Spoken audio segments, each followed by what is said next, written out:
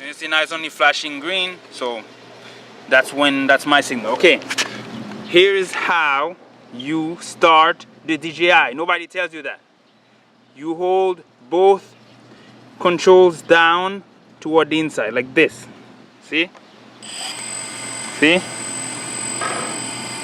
Now turn it off. You just hold this down and hold it, and it turns off by itself. Okay? I hope you guys saw that. So again, hold both controls down like this, and it starts going. So turn it off. You hold this down.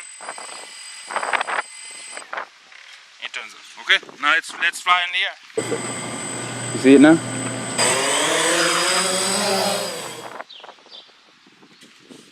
Okay, let's try to make this as clear as possible. This is how you start the DJI Phantom. This is how you turn it off. This is how you start it. You just press them in opposite directions, and then the motor engages and it starts. You press it down and hold it. The left-hand side control, you press it down and hold it. When you go up like this, to go up in the sky, that's what you do. You push that control up. That goes 360 degrees. That goes from side to side.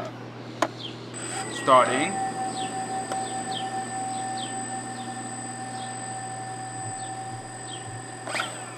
You can turn it off that way as well.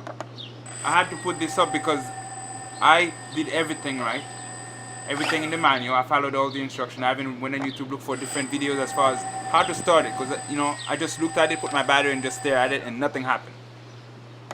Move controls, move stuff, nothing happened. So that's why I'm making this video, so that we get, you could make it easier for you.